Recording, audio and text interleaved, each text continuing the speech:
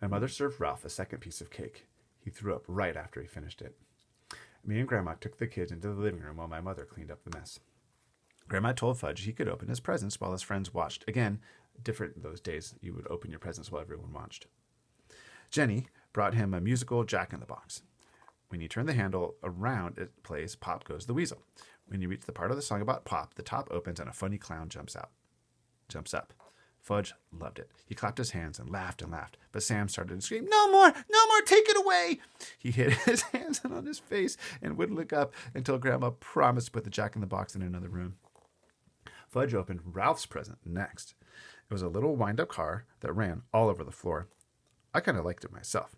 So did Ralph, because he grabbed it away from Fudge and said, "Mine!" "No!" Fudge shouted, "Mine!" When my mother heard the racket, she ran in from the kitchen. She explained to Ralph that he had brought the car to Fudge because it was his birthday, but Ralph wouldn't listen. I guess my mother was afraid he might throw up again, and this time on the living room rug. So she begged Fudge to let Ralph play with the car for a few minutes. But Ralph kept screaming it was his car, so Fudge started to cry. Finally, my mother took the car and said, "Let's see what Sam brought you." Fudge liked that idea. Distract. Good job, Mom. Fudge liked that idea. He forgot about the little car as he ripped the paper and ribbon off Sam's package. It turned out to be a big picture dictionary, the same kind the Yarbies brought me a couple of months ago. Fudge got mad when he saw it. "No!" He yelled, "No more book!" He threw it across the room. "Fudge, that's terrible," my mother said.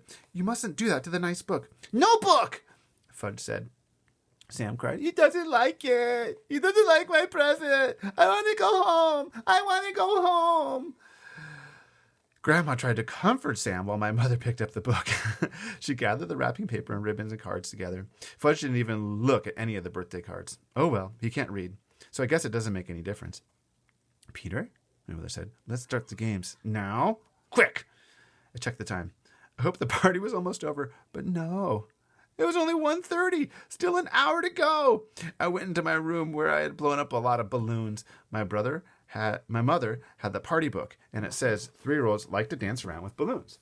When I got back to the living room, Mom started the record player, and I handed each kid a balloon. But they just stood there looking at me. I thought, either the guy who wrote that party book is crazy, or I am. "Oh, no. Show them, Peter," my mom said. "Take out the balloon and demonstrate." I felt like one of the world's greatest living fools, dancing around with the balloon, but it worked. As soon as the kids saw me doing it, they started dancing too. And the more they danced, the more they liked it, until Jenny's balloon popped. That nearly scared Sam right out of his mind. He started yelling and crying. Fortunately, I had blown up 24 balloons. I was hoping they'd dance around the rest of the afternoon. 3-year-olds like things for about 5 minutes. Fudge got the idea of jumping up and down on the furniture.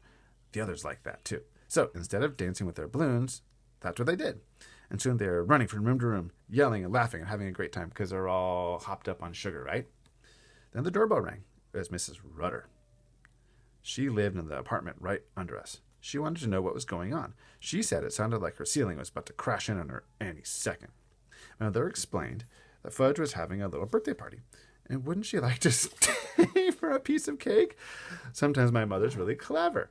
So Grandma entertained Mrs. Rudder in the kitchen while Fudge and his buddies jumped up and down on his new bed. I'm surprised Mrs. Rudder went in. It was delivered this morning. Fudge hadn't even slept in it yet. So naturally, when my mother found out what they were up to, she was mad. "Stop it right now," she said. "New bed, big boy," Fudge told her. Was he proud? "You won't have a new big boy bed for long if you don't stop jumping on it," my mother told him. "I know. Let's all sit down on the floor and hear a nice story." My mother selected a picture book from Fudge's bookshelf. "I heard that one," Jenny said when she saw the cover. "All right," my mother told her. "Let's hear this one." She held up another book. "I heard that one too," Jenny said. I think my mother was starting to lose her patience. But she chose a third book and said, "We'll all enjoy this one, even if we know it by heart. And if we do know it by heart, well, we can say it together." That's just what Jenny did. And when my mother skipped a page by mistake, Jenny was right there to remind her. If you ask me, my mother felt like biting Jenny by that time. When the story was over, it was 2:00, and Ralph was sound asleep on the floor. My mother told me to put him up up on Fudge's new bed while she took the rest of the children back to the living room. I tried and tried, but couldn't lift Ralph. He must weigh a ton. So I left him sleeping on Fudge's floor and closed the door so we wouldn't hear any noise. Uh-oh. On my way back to the living room, I wished the others would fall asleep too. Peter, my mother suggested, why don't you show them Dribble? Oh, no. Mom, Dribble's my pet. You don't go around using a pet to entertain a bunch of little kids. Didn't my mother know that? Please, Peter, my mother said. We still got half an hour left, and I don't know what to do with them anymore. Oh my God, it sounds so hard. Dribble! Fudge hollered, Dribble, Dribble, Dribble! I guess Sam and Jenny liked the way that sounded because they started to shout, Dribble, Dribble, Dribble, even though they didn't know what they were talking about. Oh, all right, I said, I'll show you Dribble, but you've got to promise to be very quiet. You mustn't make a sound. You might scare him, okay? All they said was, okay. My mother went into the kitchen, don't leave, to chat with Grandma and Mrs. Rudder. I went into my room and came back carrying Dribble in his bowl. I put my fingers over my lips to remind Fudge and his friends to be quiet. It worked. At first, nobody said a word. I put Dribble down on a table. Fudge and Sam and Jenny stood over his bowl. Oh, turtle, Jenny said. Yes, Dribble's a turtle. My turtle, I said in a soft voice. See, Fudge. See, Fudge whispered. They can all see, I told Fudge. Nice turtle, Sam said. I wondered why he wasn't afraid this time. What does Dribble do? Jenny asked. He doesn't do anything special, I said. He's a turtle. He does turtle things. Like what? Jenny asked. What was with this kid anyway? Well, I said, he swims around a little and he sleeps on his rock and he eats. Does he make? Jenny asked. Make? I asked. Make a tinkle? Oh, that means go pee. Oh, that, well, sure, I guess so. Jenny laughed. So did Sam and Fudge. I make tinkles too. Want to see? Jenny asked. No, I said. See? Fudge laughed, pointing at Jenny. Jenny had a big smile on her face. Next thing I knew, there was a puddle on the rug. Mom! I hollered, come quick!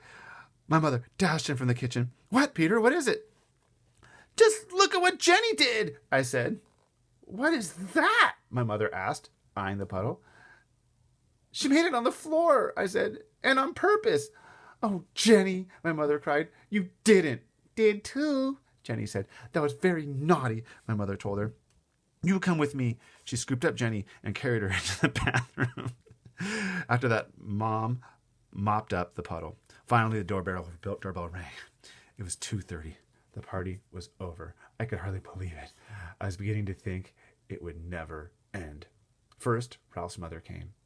She had to wake him up to get him out of the apartment. I guess even she couldn't carry him. Next, Jenny's mother came.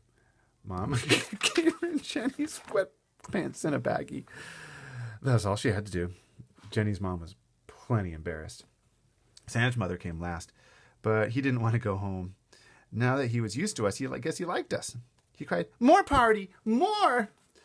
Another time, his mother said, dragging him out of our apartment by the arm. My mother flopped down in a chair. Grandma brought her 2 aspirins and a glass of water. Here, dear, she said. Maybe these will help. My mother swallowed the pills. She held her head.